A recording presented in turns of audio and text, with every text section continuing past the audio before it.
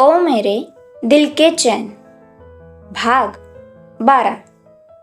इथे रणविजय खुद्द आपल्या घरी आलेला पाहून हरिभाऊंच्या भुवया आक्रसल्या. सान्वीचे आई वडीलही त्याला इथे बघून काहीसे नाराजच होते. जणू आता अजून हा काय तमाशा करायला आलाय असं वाटत होतं त्यांना. तू तू इथे काय करतोयस? हरिभाऊ नाराजीनेच बोलले.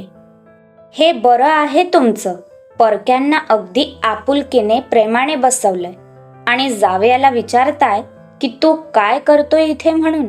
हा असा असतो वाटतं भोसल्यांचा पाहुणचार. रणविजयच्या बोलण्यात अजूनही राग होताच, कारण तो तिथे सान्वी समोर उभा असूनही ती अजूनही अजिंक्यच्या बाजूची उठली नव्हती. तर इथे सान्वी रागात येत होती. हा माझ्या घरी येऊन माझ्याच आजोबांशी असा बोलतो म्हणजे काय? मिस्टर राजेश शिर्के, तुम्ही कितीही मोठे असलात तरी सध्या माझ्या घरी उभे आहात आणि माझ्या आजोबांशी बोलताय. So be in your limits. सान्वीने खरमरीत शब्दात रणविजयला प्रत्युत्तर दिलं. मग त्यांनाही त्यांच्या लिमिट्समध्ये राहायला सांग. रणविजय सुद्धा दात ओठ खात बोलला. आम्ही कोणती अशी लिमिट क्रॉस केली? हरिभाऊंना कळेच ना की रणविजय काय बोलतोय. नातीचं लग्न झालेलं असतानाही तिच्यासाठी मुलगा बघताय, हे शोभतं का तुम्हाला? रणविजयला अजूनही कडक शब्दात विचारायचं होतं, पण त्याने स्वतःच्या रागावर प्रचंड कंट्रोल ठेवलेला. काय बोलताय तुम्ही? नातीला मुलगा बघतोय आम्ही? हरिभाऊ अस्वस्थ होऊन बोलले. एक मिनिट रणविजय, तुम्हाला काय बोलायचंय ते स्पष्ट बोला. अजिंक्य मध्येच बोलला. You are an outsider. I am not talking to you. Ranvijay पुन्हा माझात बोलला. मग जे आहे ते माझ्याशी बोला. काय बोलायचंय? हा बोला बोला ना, आता का तोंड शिवलंय? यावेळी सान्वी रागाने फुटलीच. ती बसल्या जागेवरून ताडकन उठून रणविजयच्या पुढ्यात तरातरा येऊन त्याला धमकावल्यासारखी बोलत होती. तर ती अशी पुढे येते बघून रणविजय गडबडून मागे सरकू लागला. सान्वीचा तो रुद्रावतार आणि रणविजयचं ते गडबडणं बघून अजिंक्यला हसून हसून गडबडा लोळावसं वाटत होतं. ओ काका, तुम्ही आता इथे असायला हवे होतात. कसली सोलते सान्वी तुमच्या नातवाला. अजिंक्य मनातच बाळासाहेबांना बोलला आणि मनातच खळखळून हसत होता.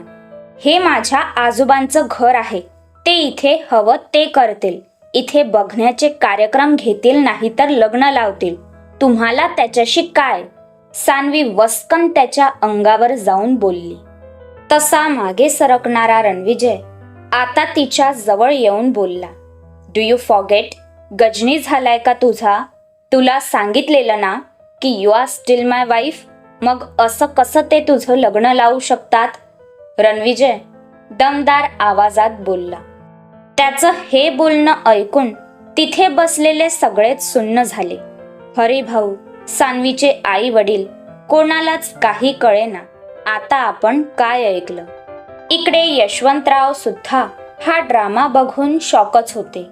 अचानक रणविजयची एंट्री काय होते आणि हरिभाऊ भडकतात काय, आणि सान्वी सुद्धा त्याला वाटेल ते बोलते काय, आणि आता हा सान्वीला तिचं लग्न अजूनही शाबूत आहे हे सांगतो काय, ते तर त्यांच्या समोर चाललेला पिक्चर गप्पपणे आ वासून बघत होते.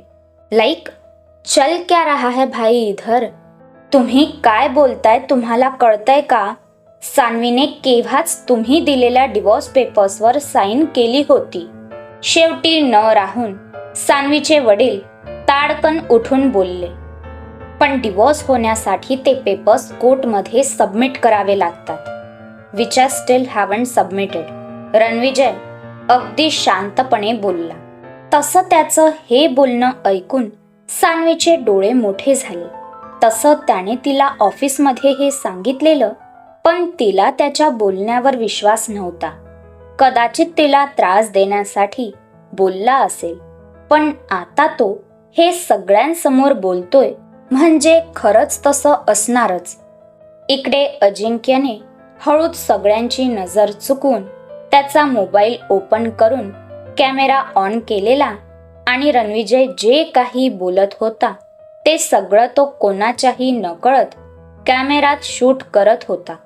रणविजय हे सगळं बोलला तेव्हा अजिंक्य मनातच बोलला, अभी मजा आएगा ना भिडू. खरं तर अजिंक्यची काहीही दुश्मनी नव्हती रणविजयशी, पण त्याने ज्या प्रकारे अजिंक्यच्या वडिलांना प्रेशराईज केलं त्यांची कंपनी विकण्यासाठी ते अजिंक्यला चांगलंच माहीत होतं. पण अजिंक्य शांत होता.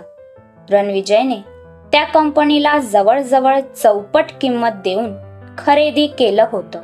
त्यामुळे तसं बघायला गेलं तर रणदिवेचा फायदाच झालेला. पण ही कंपनी यशवंतराव यांनी त्यांच्या उमेदीच्या काळात उभी केलेली. ही त्यांची सर्वात पहिली कंपनी होती, त्यामुळे एक अटॅचमेंट होती. म्हणूनच इतके पैसे मिळूनही यशवंतराव काहीसे उदासच होते आणि म्हणूनच रणविजयची मजा बघायला अजिंक्यला एक सुकून मिळत होता. म्हणजे याचा काय अर्थ काढायचा आम्ही? सान्वीचे वडील न समजून बोलले. रणविजय काही बोलणार त्याआधीच सान्वी बोलली, कळला मला तुमचा हेतू. अचानक मध्येच सान्वी बोलली. सान्वी आपल्या हातांची घडी घालून रणविजयच्या डोळ्यात रोखून बघत बोलली, तुम्ही मला डिवोर्स दिला म्हणून आजी आजोबा तुमच्यावर नाराज आहेत आणि त्यांची नाराजगी दूर करण्यासाठी तुम्ही असं काहीतरी केलं, राईट? ते नाराज असले तरी किती दिवस राहतील? शेवटी मी त्यांचा नातू आहे. त्यांची नाराजगी कधी ना कधीतरी जाणारच. त्यामुळे हा तुझा गेस रॉंग आहे. रणविजय बोलला. मी पूर्ण बोललीच कुठे होती? ती असं बोलली तसं रणविजय प्रश्नार्थक नजरेने तिच्याकडे बघत होता. बाकी सगळ्यांनाही सान्वीला काय म्हणायचंय ते कळत नव्हतं.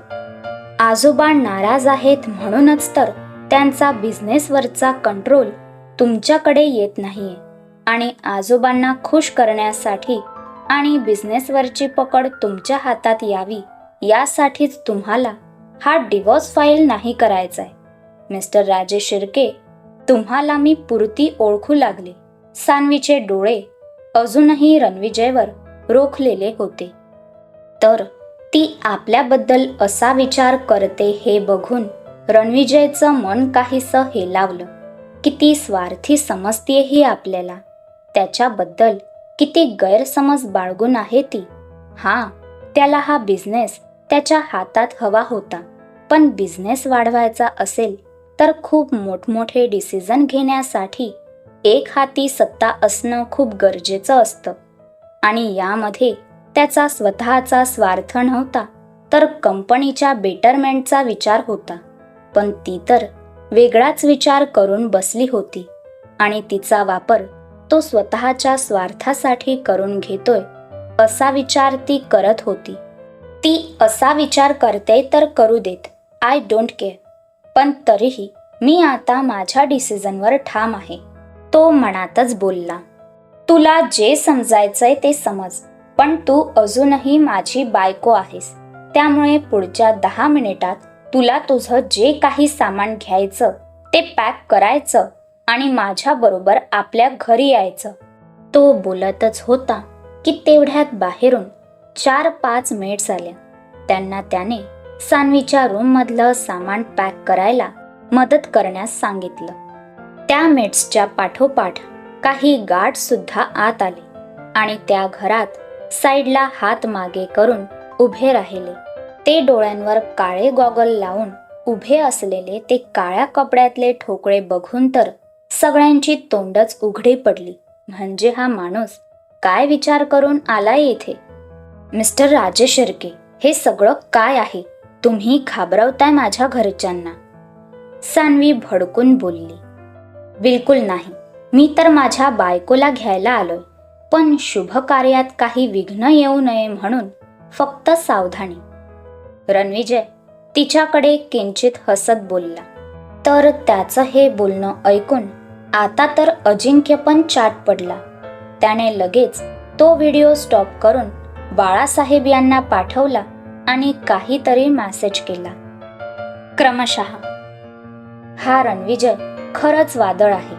आत्ताच एवढा धुमाकूळ घातलाय, आणखी काय करेल? तो सान्वीला त्याच्या घरी घेऊन जाऊ शकेल का? कळेल लवकरच. लिखाण आवडतंय ना, तर या भागाला लाईक आणि कमेंट्स जरूर करा.